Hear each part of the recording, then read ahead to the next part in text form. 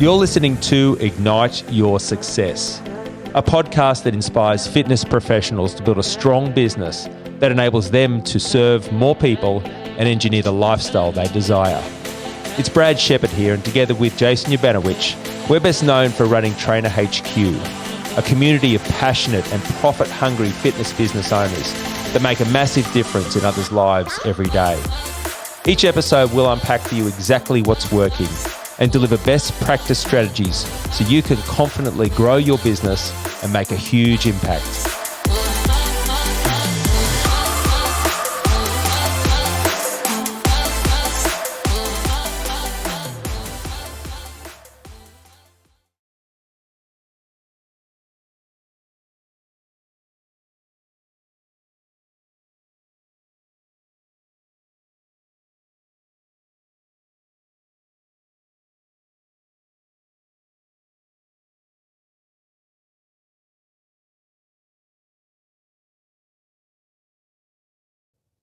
Brain.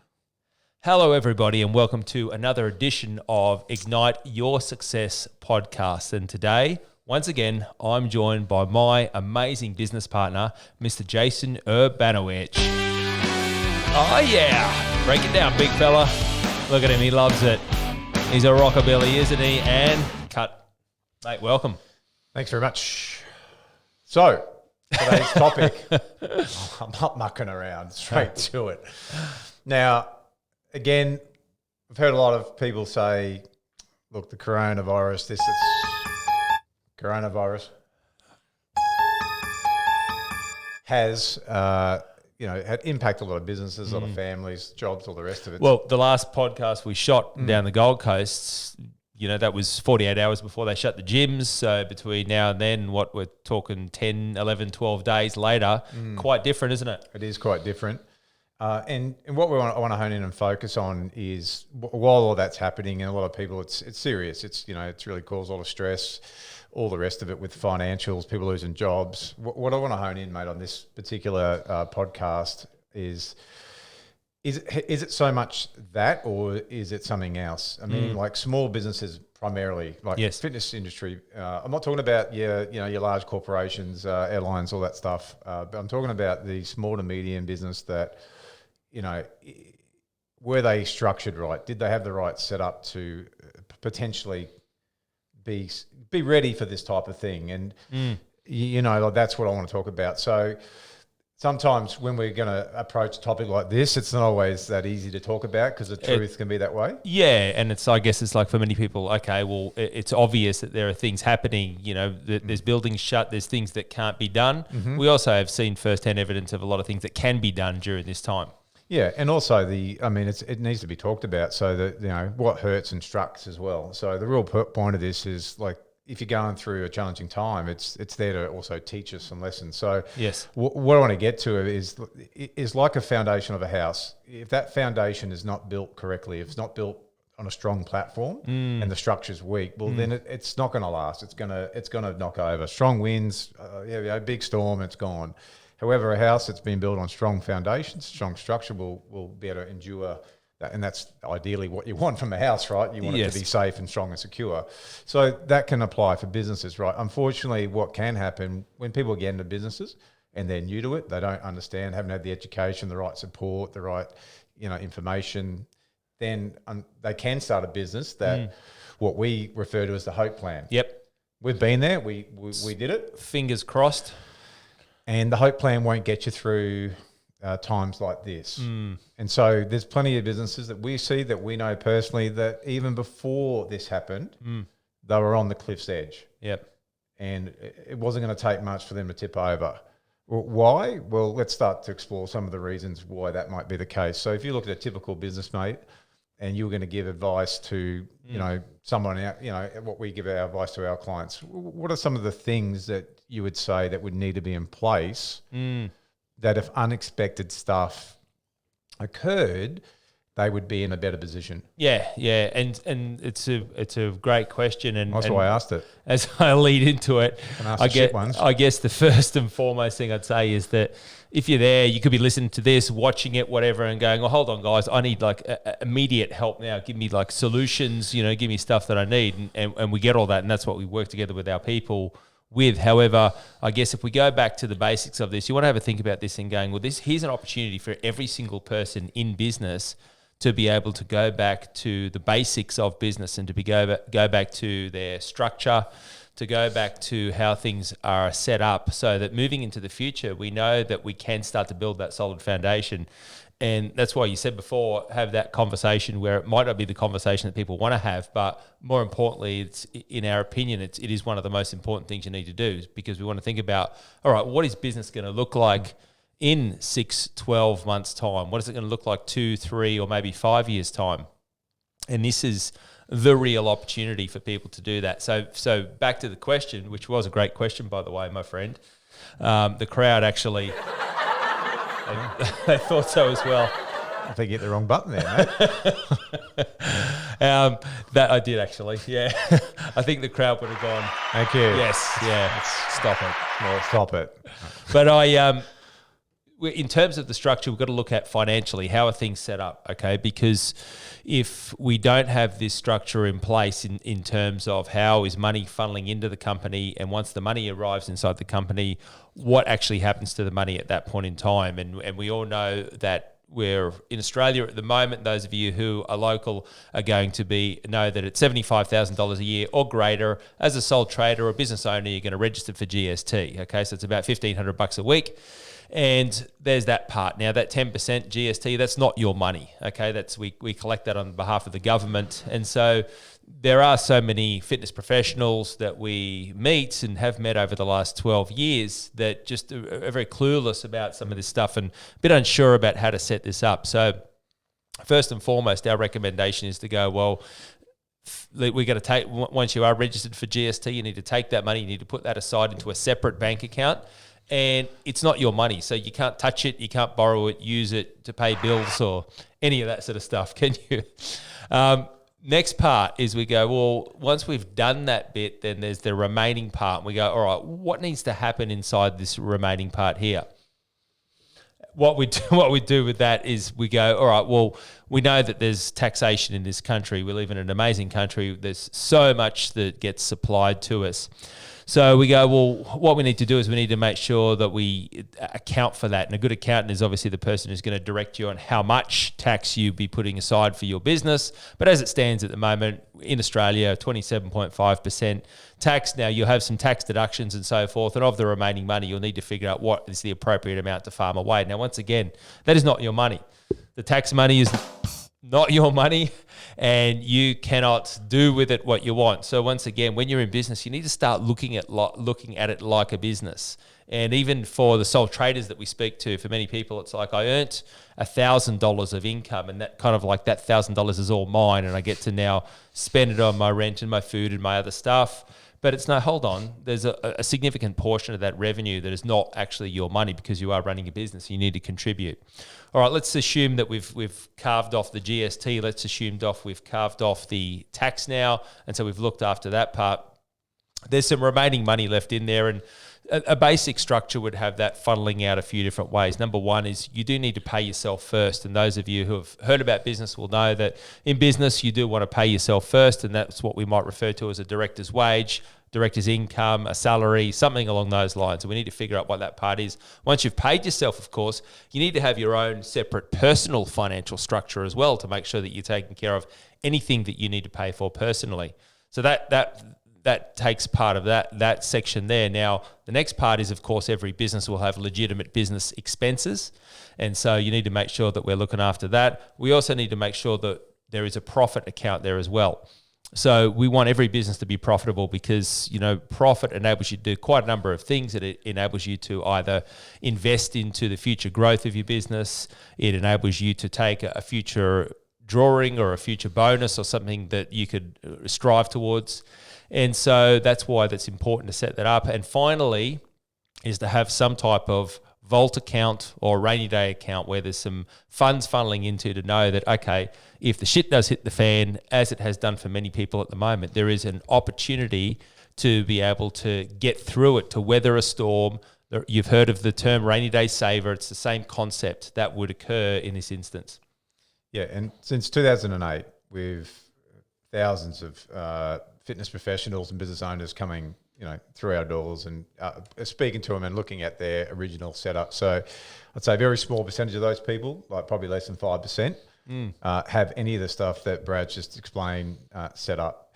And, that's the problem. The problem is that, it's great that people go out and start a business. We did. First 5 years, I had no idea what I was doing. I fit into that category of none of that stuff. I was just hoping and praying, tax time, cross the fingers that it'll all work out my way.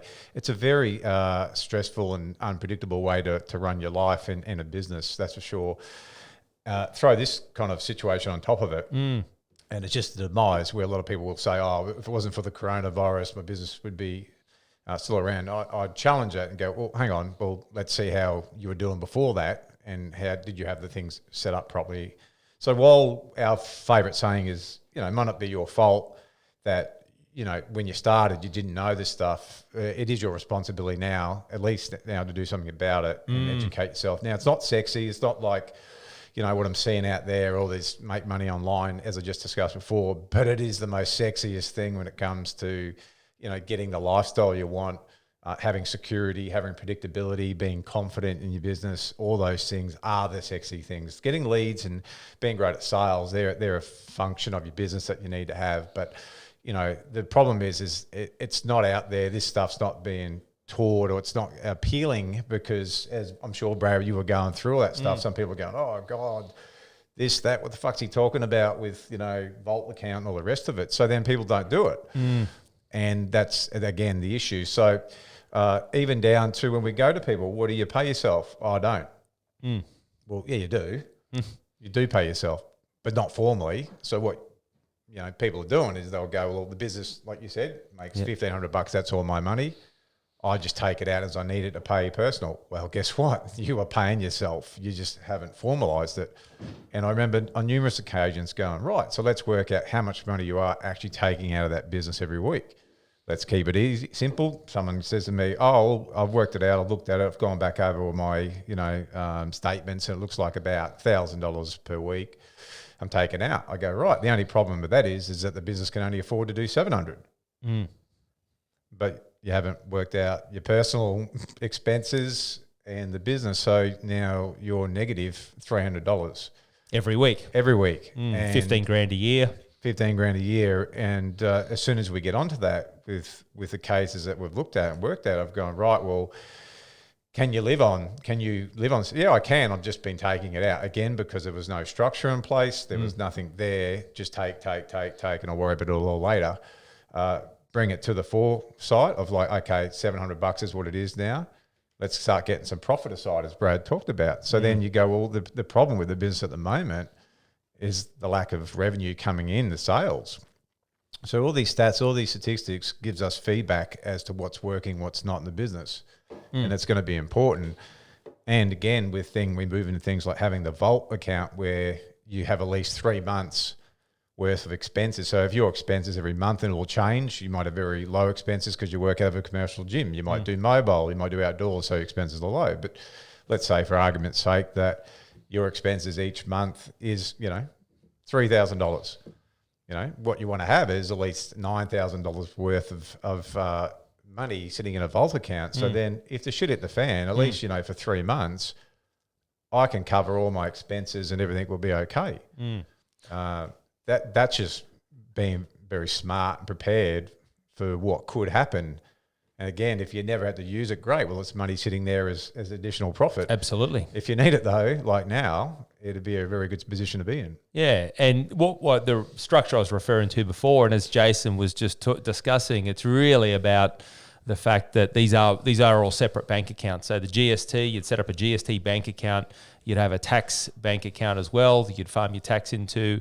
You would have your own personal accounts, and like I said, over to the side, not only are you paying yourself a weekly salary or a wage or whatever you want to refer it to, but the next part to that, of course, is going into your personal wealth creation strategy, because that amount that you would receive for running the business on a weekly basis needs to cover your food and your living expenses and your personal insurances and all this other stuff that is not a legitimate business expense. And so once again, a savings plan, an investment plan, that would all sit under that personal section as well. Then we go over to the profit account. You need to have that as a separate account. You would, of course, pay your business expenses direct from your main trading business account. But that vault account, that one's incredibly important. So let's talk a little bit about the profit account, and let's talk a bit about the vault account for a few minutes. So I guess profit, and it's an interesting part because you said it before, for many people it's like I run the business and whatever's left over, that's kind of the bit that I get paid. And it's probably not the right mindset, not the right strategy to have, because you want to have the mentality of going, well, let me find a way to pay myself first that fits in with the budget of where the business is at. But at the same token, every business wants to be profitable. So the business is not just about you getting paid. It's also about creating some type of profit, building some type of asset there. Yeah, and I can recall, as you were talking then, I can recall one situation where this particular person had been in business for the best part of 25 years and, looking to get help from us. And I said, okay, cool. Well, you've had this business for a long time, must be going all right. But the reality is that, you can be in business for a long time and doing things poorly, just like you can be a real bad driver. Just because you get a license doesn't mean you're good at it. It just means you've been driving really poorly for 25 years. So when I said, how much profit you got? And they looked at me like, what do you mean profit? Like you had three heads. Yeah. And I said, well, what profit do you make each year? So you're doing the work, you're putting the effort in, you're doing all this stuff. What profit? Or have you bought property with it? Or what? He goes, I don't know what you're talking about. I haven't made any profit. And I go, so you've been in business 25 years and you're not made any profit? I go, no, well, where's the money going? He goes, well, I've always bought the cars and the holidays and all the rest of it. The only problem now is that this particular person was pretty much like 5 or so years left in the business or working due to their age. They're coming to the end of their business career. And of course, the reason coming to us is because, shit, I need help. And that's the Watercliff analogy where, you could have been doing it back upstream, but now we're on the Watercliff's edge, looking to go over, looking for help. Well, we did our part and we were able to help, but, really time's going to be your best friend or your greatest enemy. And what I worked out, how I had to explain it to him. I said, well, that's great. You've had all the expensive cars and all that stuff. And that was, a decision you've made. However, now, the way I explained profit to him, I said, if you even had put away 25 grand profit each one of those years, which when we looked at where the money was going out, could have easily done that and more.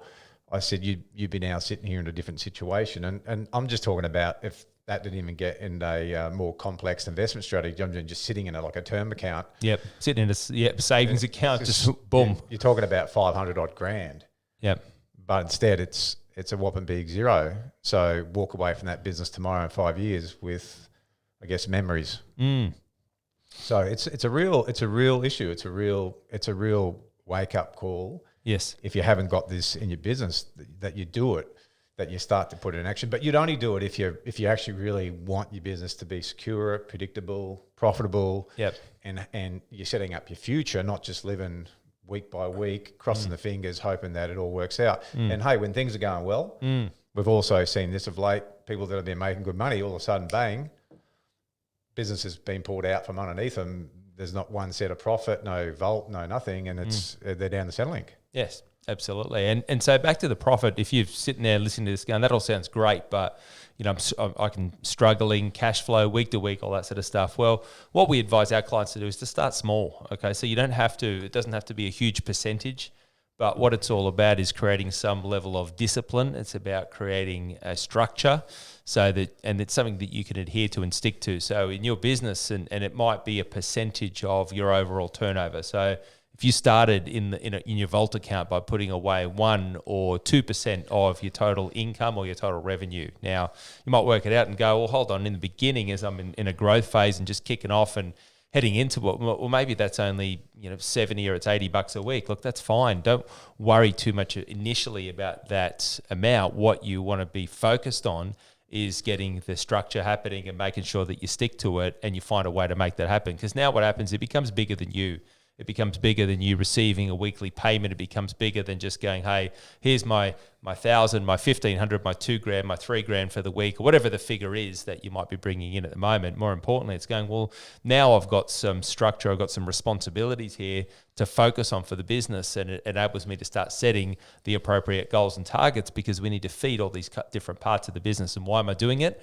Well, the reason we're doing it is the exact reason why many people are sitting here at the moment during this time of the worldwide coronavirus pandemic, freaking out, shutting the doors, not having the ability to sustain a business because this stuff hasn't been set up. Yeah, and there's many reasons why that occurs. But I mean, the topic today again is, you got to have the structure in place. You got to have it, like, even down to knowing what your expenses need to be. Like we do in our business, we know we've got a target, we've got a percentage in there that we adhere to, and then that way it also helps you make better business decisions. Now, again, when we're working with clients, one of the things I'll do is, it's not always about how to get more leads, more sales. It's sometimes all the time I'll look at their current reality and I'll go, these expenses, they're way out of proportion. Like, let's shave these back. Let's look at what you don't need, what you're spending on money on that just is not necessary. And it's very rare that I can't find a way, or that we haven't been able to reduce someone's expenses dramatically by having this in place. Again, this structure. And one of our clients, and he's only too free to talk about this stuff. We started working, it's 2020 now, end of 2019, December, looked at all their stuff. They just stopped doing what was important in terms of tracking stats and expenses, and expenses were way out of proportion. And we were able to get them right back. I think in the first week or two, they were able to shave off about $5,000 in expenses per month. Was about to go out and buy a body scanner, a scanner, and I go, mate, why the hell are you buying this now? It was another 16, 17 grand on a loan, interest rate. I just go, mate, this is not what the business needs right now. So again, without this structure, it's very hard to make educated decisions about what you're doing. Most then people just going, I felt like a good idea, or I thought that'd be a good idea, that'd be a good way. But hang on, it doesn't make sense financially. So again, the statistics, and you mentioned a word called discipline. Now, this also comes back, if you want to go over to the psychology part of it, is people's relationships with money, people's relationships with this business part. Everyone has something that they've got to, get over or improve. And business is the best personal development program on the planet, as we say often, because it's going to put right in front of your face the areas that you need to get better at, you need to sharpen at. For some people, I don't like putting myself out there on social media. For other people, it's not tracking stats and figures.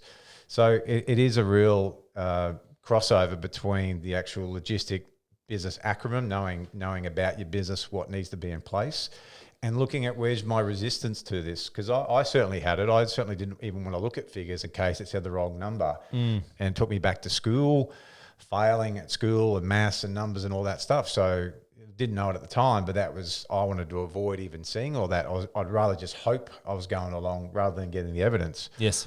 However, as an adult and somebody who wanted to be successful in business, that's not a very good approach to be successful. So I had to learn to get over that and go, well, there's people that I can go to, there's people that I can help, there's people I can learn from, and that's exactly what I started to do. And now I love it. You get to a real love affair and have a really great relationship. And it is a relationship with figures and numbers and knowing all that stuff. Because if you have an unhealthy relationship, just like with your health, just like with your partner, just like with anything, money, with figures, then it's not going to be a successful outcome. So we need to get on really good terms with and have a really healthy relationship with tracking your fat stats, your figures, and understanding your business. Yeah, got to track your fat too, haven't you? Definitely. You've definitely got to. I had a personal experience with this myself. So it was roughly 20 years ago when I started building a team. So that was the year 2000. Hired my first PT. Before then, I was 5 years as a solo independent trainer. Had a roller coaster journey for those first 5 years. But at the 5-year mark, I'm punching out. I'm doing 40 odd sessions a week. Money's coming in, all that sort of stuff. Now it was time to expand, to grow, to start to build a team. And I went on a journey, increased my own charge out rate and so forth. Now, about 2 years into that journey, 2.5 years, I'd started to grow a team. Things were going well. I'd increased my own rate. I'd gone up to $50 a session, up to 80, up to 100. I got myself all the way up to $200 for a single PT session. And this is about the year, thank you, back in the year 2002, thereabouts, and had about 5 or 6 trainers as part of the team. Cash flow was coming in. I'm charging $200 a session. We're doing 100 odd sessions a week as a team. We're doing $6-7 grand a week, and things were incredible. However, I hadn't mastered this part. I didn't have a vault account set up. My mindset, my mentality back then was pretty much, I can spend plenty today because I know that tomorrow I know I can go out and make plenty more. And it's also just the mindset was going, look, I'll just find ways to make it happen, you know. Now, you know, I'm very thankful that there was no coronavirus or anything that happened back then, but I was fortunate enough to have somebody sit me through and go through these numbers, and because I remember having these moments of going, hold on, we're a bit behind, I'm paying this bill, and I'm going, how could this be a possibility? I was just focused on going out there and making it happen. Anyway, the long story short is that I turned around and I was around about 40 grand in debt. I was about 40 grand behind, and I couldn't believe it, because I'm going, well, I don't know, it doesn't make sense to me. But the simple fact of the matter was that I just hadn't put the focus and put the energy into it. And I go, well, from that moment, I'm just very thankful for that moment, because although, you know, that didn't finish the business, it enabled me to become meticulous with this part and to understand it much better. But I look back at moments like that and I see plenty of people when they're in that growth or when they're in that building phase, just going for it. And we love the attitude of people that go for it. You know, we love that concept. However, you've also got to be smart. You've got to be meticulous about that as well. So there's almost like these two parts. It's almost like the ambitious part that says, okay, we're in a growth phase and we need to go for this and we need to increase the revenue and build the business and so forth. But then there's the other part to say, hold on, does this make economic sense? Does this follow the structure? Are there parts where we need to be slightly more conservative? Other things that we need to be a little bit more meticulous with? Because if we don't, then we could be potentially creating this monster that simply just needs feeding all the time. Yeah, and you could term a lot of it, that as ego. You know, it's like ego business. Like, you know, I've got to drive the fancy car, I've got to have all this maybe before it's time. You know, I've got to, you know, do all this stuff where, again, if you don't actually have the structure in place, like we've seen a lot of, like when people tell me, oh, the business is making X amount, I'm never impressed until I see what they're actually making profit wise. So, yes, you know, you might be making 10 mil a month, but it's taking you, it's costing you like 9.5 mil to actually acquire that. You go, well, that's not a really well-tuned business. So making money is one thing. The profit's another, as Brad explained, and that's really what's important, right? This is what we're getting at. Yes, yeah. So we've got examples across the board, right, where people might be making 250 grand a month that we've had clients, and people go, wow, and you go, yeah, but they were still going backwards. Yes. You know, so the question is how much profit you're left with. Now, we've had other people like Brooke Cutsy over in WA who makes huge amounts of profit. Yes, yeah, and so, she, you know, recently the video she shot for us when she was talking about her, you know, her tax bill and how happy she was with the tax bill. She'd made $156,000, and of that $120,000 of pure profit into that business. And so she'd, of course, taken care of her GST, and she said, I've got a tax bill, but I'm incredibly happy about it because the money's there, and I've been able to produce this really successful turnover and this successful revenue. And that's an example of somebody who, from day one, followed the advice, put the systems into place, and tracked the growth so that she did set herself up for success. So if you're watching this or you're listening to this podcast, and I hope what it's really done is to stop you to go, right, okay, well, you know, based on what the guys have said, like I'm tracking the right way, and I'm glad it's reconfirmed that I am doing the right things. I may need to tweak up a couple of things here and there, or it's like, shit, I've just realised that I am just flying by the seat of my pants. The good news there is that once you put this in play, or you get some help to help structure it and do it the right way, save you all the time and guesswork, then things can really explode for you. They can really take a significant turn. And again, like the client of that I work personally over in WA, Steve over there, he admits, he said straight up, he said, mate, if I didn't start working with you guys at the end of December in 2019, we would be no longer. Their expense to profit ratio was way out of whack, and they were highly profitable going into March, and as a result of that, they're in a good position. I mean, they could be a lot better, but it's actually meant them being around. Where unfortunately, we have seen a lot of businesses already gone, boop, close the door. Again, if it's through that you're not own doing, it's a brand new business, and you haven't had the chance to build up. Yeah, fair enough. But if you've been going for a while and it's just poor structure, and you're still hanging in there, now's the time to do something about it. And it can just literally start small. So I guess that's the thing we encourage for anybody, just to go, let's just start small, because we don't know exactly what the future holds over the next few days, next couple of weeks, next couple of months. The corona, at some point in time, our lives are going to go back to the way we know it. And we also know that in business that there's going to be so much opportunity that is going to be laid out there for you to run that successful business. And now is the time to start to set that structure up. So just take a moment to stop after listening to this and go, right, how would I do things differently? So now, based on what I've heard today, what do I need to do? What are the steps? What are the actions? Who do I need to speak to? Who do I need to get on my team or support, to make sure that when things do kick back in, that the structure is right there, that I don't just keep going, I don't default back to the same old way that I was doing it prior to that. And, do that now. Like, now's the perfect time to have that set up and in place, so it's done. So then when you do, go full force back into your business, then you can focus on the marketing and the sales and the strategy, and you've got all that back-end structure in place, which then makes life a lot easier for you anyway. Cool. So let me give you a couple of takeaways. If you don't do anything else on the back end of this, please just set up your bank account structure for me. GST account, tax account, a place to make sure that you're paying yourself, so you've got your personal investment strategy set up. Let's make sure we have a profit account. Let's also make sure we have the vault account. So please go and put that in place, ladies and gentlemen. So for those of you who've been listening today, what did you think about today's podcast? Stop it. We've done it again, mate. We've done it again. All right. You're too kind. All right, we are done. Ciao. Bye-bye for now.